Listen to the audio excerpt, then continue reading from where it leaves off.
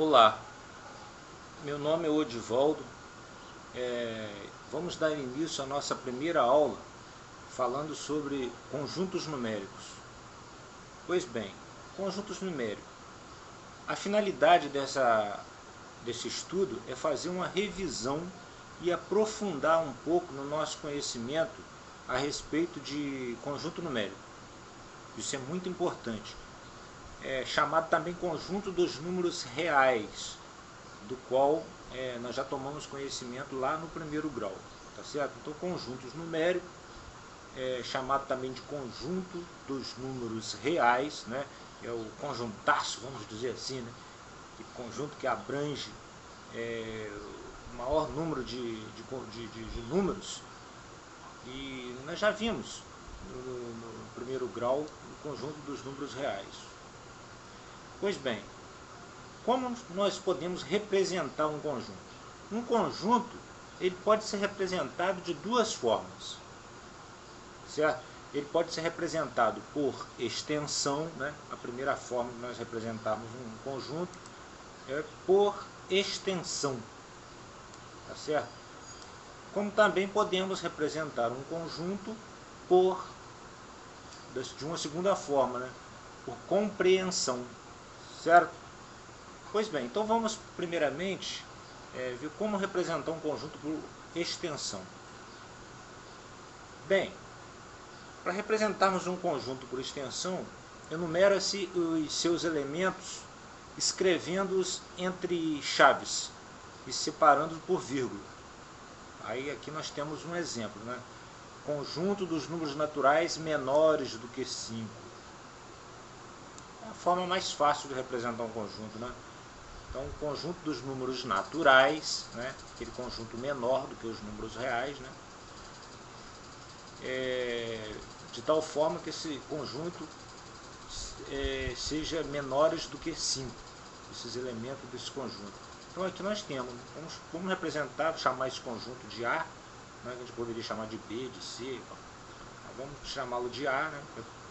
E vamos representá-lo dessa forma. Abrimos aqui uma chave, colocamos os números naturais menores do que 5 e fechamos a chave, certo? Muito simples a forma de representar conjunto por extensão. Agora, nós podemos também utilizar a representação por extensão, mesmo que o conjunto seja infinito ou finito. Então, mesmo o conjunto sendo infinito ou finito, nós podemos representá-lo por extensão, mas com um número elevado de elementos. Então vamos ler aqui alguns exemplos. Exemplo A, conjunto dos números ímpares. Então, o conjunto dos números ímpares é um conjunto infinito. Então, vamos chamá-lo também de A, né? O conjunto A então é igual. Conjunto dos números infinitos, eu abro as chaves, 1, 3, 5, são números ímpares. E até o infinito, eu uso esses três pontinhos para representar, né, para indicar que esse conjunto continua infinitamente. No item B, conjunto dos números pares positivos menores do que 200. Ora, os números pares também é um conjunto finito, porque o conjunto dos números pares é infinito, mas menores do que 200 é finito. Então, vou chamar esse conjunto aqui de B, já que eu chamei o anterior de A, vou chamar esse aqui de B, vai ficar igual.